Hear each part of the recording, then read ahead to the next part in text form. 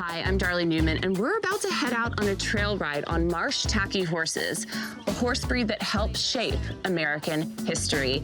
Join me on a revolutionary road trip with horses and people here in South Carolina as we shoot off cannons, visit great restaurants, battlefields, and more.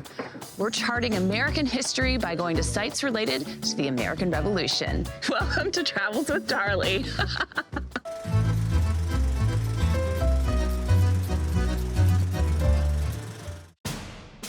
We're traveling to historic locations in South Carolina on a revolutionary road trip, starting from the coastal city of Charleston, the oldest and largest city in South Carolina, and ending in the state's oldest inland city, Camden. We'll learn about our nation's founding and its future through the lens of history and travel at sites related to the American Revolution, as well as other historic gems you might want to seek out on this road trip route. We're starting less than a half hour outside of Charleston at the only plantation house on the Ashley River to survive intact, both through the Revolutionary and Civil Wars.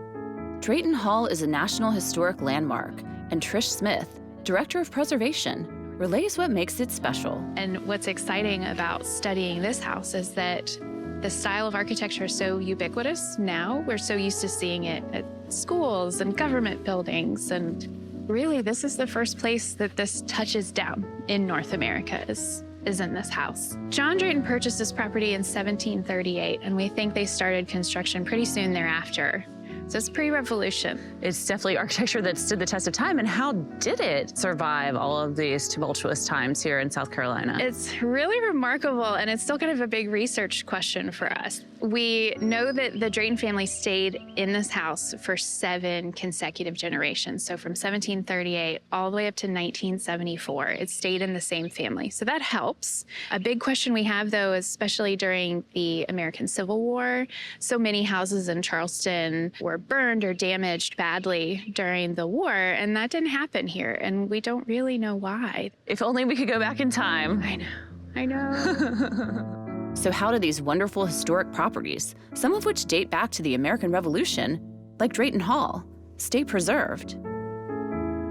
Charleston, South Carolina is a special place. People travel from all over the world to experience the built environment here. And we're uncovering those layers of history and seeing how it's restored and preserved at the American College of the Building Arts, going behind the scenes. So you really become a well-rounded. Lee Handel leads me on a tour. We came into existence after Hurricane Hugo, which hit Charleston in 1989. And so a group of Charleston citizens got together and thought we need to train the next generation of traditionally trained craftspeople. And that's how the American College got started. And we live in a laboratory. There's a huge gap in our workforce for plasterers, stone carvers, timber framers, carpenters, blacksmiths. So many people think, oh, I can't make a living as an artist. But indeed, in the traditional building trades, you can. What are the challenges involved with keeping this history, this beauty alive and well restored? You really need someone who not only knows what they're doing to restore it, but also has the preservation knowledge to do something that's going to last into the future. They say that we don't make things the way we used to, but American College, we beg to differ. Ooh, I love it. Yeah. Upstairs in the library of the American College of the Building Arts, Colby Broadwater, a retired lieutenant general and president of the American College of the Building Arts, shares a rare collection of books focused on architecture, the oldest of which dates back to 1565. The college is actively collecting these treasures for students and the public to access, including Thomas Jefferson's collection of architectural works, believed to be the best collection on the subject dating from the founding of America. I've found a historic hotel to match my historic travel theme. I love staying in unique historic properties when I'm traveling. It really gives you the flavor of that area and its history. And I found another one right here in downtown Charleston on King Street, the King's Courtyard Inn. The King's Courtyard Inn is located in one of the city's oldest buildings and accented with remnants of what's traditional and historic from South Carolina's Lowcountry. If you're traveling around Charleston or the Low Country, just something to look out for. This is called a joggling board, otherwise known as the courting board. And if you just kind of bounce, you might end up in the middle with a partner or a friend. About 45 minutes outside of Charleston, I'm visiting a small town that was the site of a big battle during the American Revolution. The Battle of Monk's Corner on April 14th in 1780 was a victory for the British that would help lead to the fall of Charleston on May 12th, 1780. You can't get much more local than Howard's Restaurant. Now, if you live here and you dine at Howard's Restaurant, they probably already know your order. Hey, you can't come in unless you do the chicken dance. Wanda Blair has been at Howard's Restaurant since she was just 15. She worked her way up from server to owner. Are you Miss Wanda? I am. I heard about you. And if you're looking for an old world Southern diner experience, this is just about it. Whoever went and fixed your breakfast for you this morning will do for a measly price. It's a mom and pop. We want your money. What you having? We've got some crispy bacon, beautiful Southern biscuit. If you really want to dive in with locals when you're traveling, just head to a small town, head out on the main street, and you never know what you may find. You may find a hidden gem like Howard's Restaurant. Another hidden gem in Berkeley County, like Howard's Restaurant, has a small community that has rallied around it. Yvonne Knight Carter welcomes us to the Cherry Hill classroom. We are the only one-room classroom that I know of left in Berkeley County in its original place. And the teachers taught everyone in this one-room classroom. My great-grandmother donated this portion of the land for the classroom. This was a farming community. Farming community. One of the students that went to school here did the quilt with all of the names of the families. And I think there were about 32 families in this community. Flora Gathers wasn't a student at Cherry Hill, but like so many who have decided to preserve history, worked on its restoration to keep the past alive. The classroom was outstanding in this community years ago. Those who were interested really cared about having this building restored because it held a lot of memories. Many people come in and said it's unique because they don't see this type of building around anymore. We thought it was important that we keep a part of our legacy going. We're driving from Berkeley County further inland to Camden, South Carolina, the state's oldest inland city. Along the way, we'll meet historian Rick Wise to learn about two sites related to the Revolutionary War that are accessible to travelers, starting at the Santee Indian Mound and Fort Watson. Darley, we're now here at the Santee Indian Mound. The Indian Mound itself is over 1,200 years old. December 1780, the British assigned Lieutenant Colonel John Watson, Tadwell Watson, to come over and provide security for the routes that were going from Charleston to Camden. Once an Indian ceremonial and burial site, the 30-foot-high mound stood out as a strategic location during the American Revolution when the British transformed it into a fortification. They basically took this Santee Indian Mound and they retrofitted it to make it almost a fortress. They did.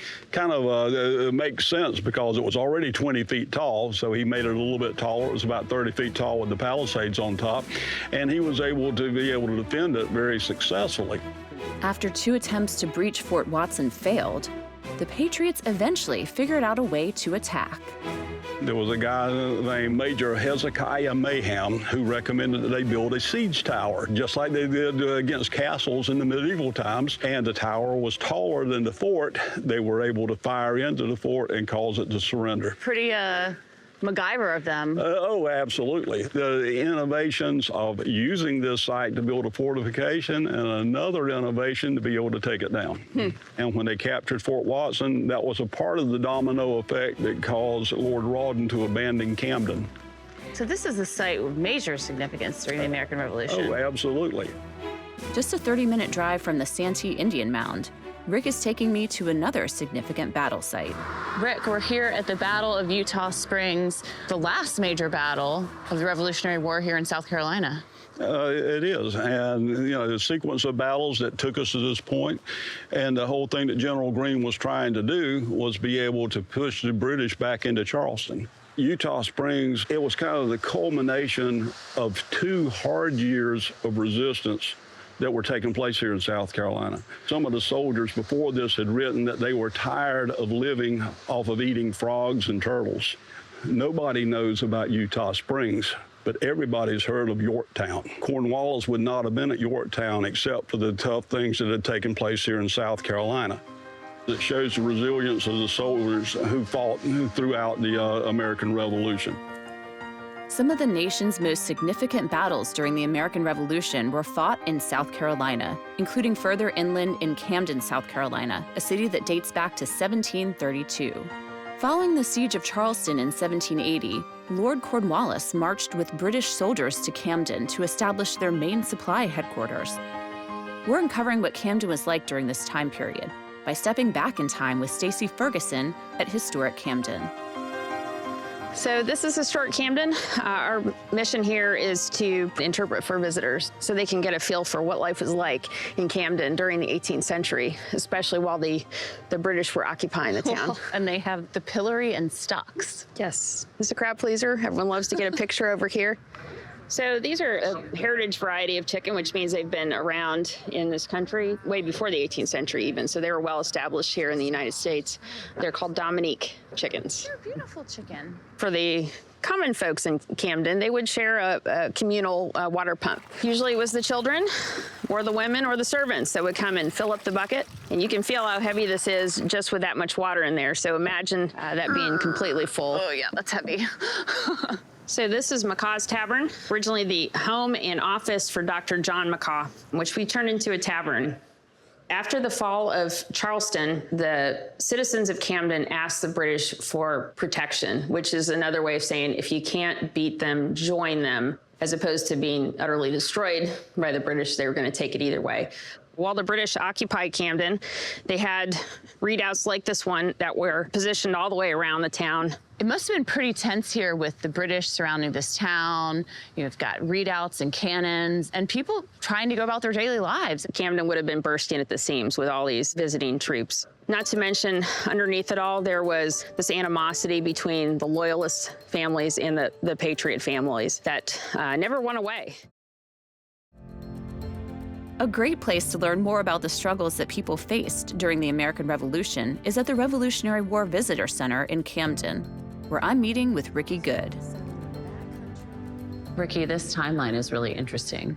Even though Charleston fell, even though Camden was a horrible defeat, the Patriots didn't stop. They really didn't. They kept fighting. Kings Mountain, Cowpens, Guilford's Courthouse, Utah Springs, and then finally the evacuation of Charleston and American independence. How many battles were there in South Carolina? Oh, it depends on who you talk to and how you count. Okay. Conservatively, at least 200. Battles, skirmishes, local murders, if you will, over 400. South Carolina during the American Revolution was involved in a huge civil war. Brother against brother, father against son, and it was vicious and it was brutal. And complicated. Very complicated. Very complex. Very. This is one of my favorite walls because the decision to be a loyalist or a patriot was not easy, and it did divide families. So all of these people, they had divided loyalties. People had to decide for their own reasons, and anyone who says it's simple just hasn't read anything about the American Revolution. And that is why I like this wall. Well, when you explain it like that, it does make you think a little bit more about everything. Yes. If you love horses and dogs, you might want to add Camden to your travel list. Dawn Kreitz is taking me on a puppy tour of Camden with her dog, Ever. So I was really interested, South Carolina's state dog. There's a state dog. There is a state dog, and you're looking at her. What are some things you would say about the Boykin Spaniel? They tend to gravitate towards one person, and that's their person, and they are just fiercely loyal. Look at this. Ever has gravitated right to the other Boykin. So these are around town. We're going to find these around town today. Yes, this was commissioned by the city with Mary Days Boykin Wortley. She did the small statues for me at the Boykin Spaniel Society, and then the city purchased extra that they made this puppy hunt that we're going to go on. So that's one of the first ones is right there. Dawn, do a lot of people around town have Boykins? Yes, they do. A lot of people have Boykins. They were created right down the road here from Camden in the town of Boykin, named after the family that created the breeds. It is one of only 3 that I know of that are American breeds. There's the Chesapeake Bay Retriever, an American Water Spaniel, and the Boykin Spaniel. The little Boykin statues can be a little bit hard to find. I think there's one right over here. It's like an Easter egg hunt. It is like an Easter egg hunt. Hello. And hello, let's go find another one. And here we go again. Here we go. We get a Boykin. We get a Boykin. Next Boykin. We head into the Camden Archives and Museum, where an exhibition is dedicated to the Boykin Spaniel and its history. The section boat is down here, which is why the Boykin breed was so important to this area. They used that section boat to hunt in the swamps, and the Boykin was small enough to take in those boats that didn't rock the boat when they would jump out and get back in with the game. This is so cool, and it's so neat that dogs, people, anybody can come in here and check out this history. Another popular spot for animal lovers is the Kershaw County Farmers Market, where Dorothy Butterson Davis and her dog Piper are showing me around. I tell her she's my market mascot. Come on, baby. All right. And she'll just walk. Lead us where to go, Piper. Well, this is a great farmers market.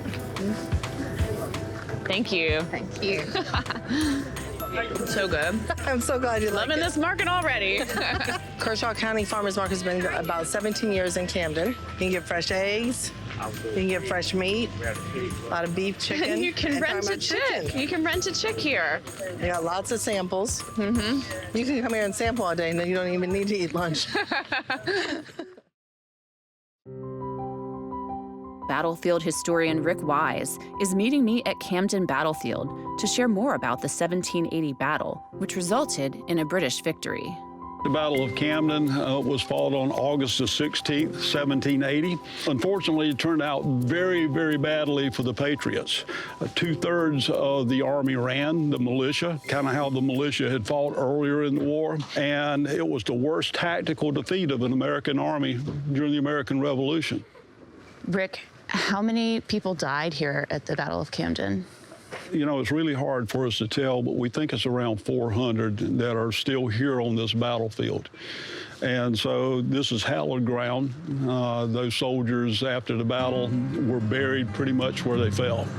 Over here are the graves of 5 Continental soldiers who were buried together. I can envision these guys probably back to back guarding each other as they tried to fight these men off until they all went down, and then they were buried in a common grave. The sacrifice they made was remarkable. They allowed the escape of a lot of those Continental soldiers on the other side of the battlefield. Those soldiers whose fate it was to escape this battlefield, they were the ones that fought the Battle of Cowpens, Utah Springs, and they were the ones who accepted the surrender at Charleston. So a lot of our independence and liberty that we have today was the result of the sacrifice of these 5 men that were recovered here at the battlefield at Camden. I was a soldier for 23 years, and when I come out here, I think of the soldiers, and you think of the hardships that they went through. Do I commune with these guys when I walk around this battlefield? I do. What took place here is very humbling to me when I think about the soldiers and the sacrifice they made. For over 50 years, the Battle of Camden Revolutionary War reenactment has been the largest force-on-force Revolutionary War reenactment in the nation. Trey Dunaway and a group of reenactors are meeting me on the battlefield to give me a taste of this annual event and greater context on artillery used in the battle. Today we're going to be using a 3-pounder cannon, and Darley, I'd like you to actually do all the firing. Search the piece. We're gonna search the piece. You're gonna take this worm, it's got a curved hook spiral, and you're gonna put it into the cannon and pull out any debris. Advance the charge! Thank you. Load the charge! Ram the charge! That's it, prime. We are loaded and ready to go. All right? Are you ready? Why do you have a sword out? That's because I'm commanding. Make ready, fire! Fire in the hole. Jeez. How fast would they have had to do this? This is a lot of steps. A crew could do this 4 to 5 times a minute. Oh, wow. And that's the power of artillery. On the Camden battlefield, this would be used either to shoot grape shot, which is a 1-inch iron ball, and that's like a big shotgun, or it could be used as canister shots, which use musket balls, and again, it amplifies the power of one firing. So this was devastating on the battlefield. Fire!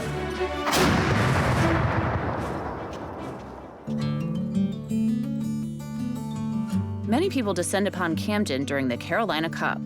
At the National Steeplechase Museum, curator Wesley Falconberry introduces me to this annual event and a rare horse breed that was an integral part of the American Revolution. So the National Steeplechase Museum was founded in 1998. We are the only museum in North America dedicated solely toward telling the story of steeplechasing. We are also host to the Carolina Cup here at Springdale Racecourse. It's become a real rite of spring for people in South Carolina. Big crowds, lots of bright dresses, lots of big floppy hats. It's always a great time to check everything out. Well, we're a horse-loving group, and I know that many people that watch the show also love horses. And horses were a big part of the American Revolution. In South Carolina, no breed was more important than the Carolina Marsh Tacky, particularly down in the lowlands. They were descended from Spanish colonial horses, and it was these horses that Francis Marion, better known as the Swamp Fox, would use to great effect against the British, who tended to be mounted on more hot-blooded, Arabian-descended breeds. What are some of the characteristics of the Marsh Tacky horse? If you have a horse that's starting to get stuck in mud, starting to get tangled up, a lot of horses will panic, and that will only make the situation worse. The Marsh Tackies never panicked in those kinds of situations. They would just lay down and slowly work themselves out until they got their legs and hooves freed, and then would pick back up and keep on going. They can eat just about anything because they subsist on marsh grasses and things like that. They don't need a ton of forage, so you don't have to keep a ton of supplies specifically for your horses. They also tend to have a bit more of a coarse coat than other horses, which helps with all those little vines and burrs and sticky thorns and things that so would love the swamp. On the grounds of the National Steeplechase Museum, I'm saddling up with Wiley Bell and members of the Carolina Marsh Tacky Association to experience firsthand this rare breed used in the American Revolution. These horses, they help shape American history. Absolutely, because they were the common horse that was used clearing the land, developing the trade routes, and people were using horses for every single thing. From colonial American through the American Revolution, and today out in South Carolina for hunting, for trail riding. Every horse is different, but for the most part, their temperament is they're very even keel. They learn things quickly. They have a natural curiosity. I have just really loved this breed, and they ride so well. We do have one document that puts a Marsh Tacky in Marion's militia. Marion's men were just common folk. They would have brought their own horses. We like the folklore to think that he was riding these little agile ponies that we are now riding today. It's interesting to think about that these horses were so prevalent during colonial times, and today they're in fact endangered. We have about 500 living registered Marsh Tackies, and they will remain on the critically endangered list until we reach 1,000. We're doing an off-road adventure here. To really appreciate the horses is to get in the woods and experience that kind of riding, just to see exactly what they can do. Okay, you said that those Marsh Tacky horses could go through anything. I'm believing this proof.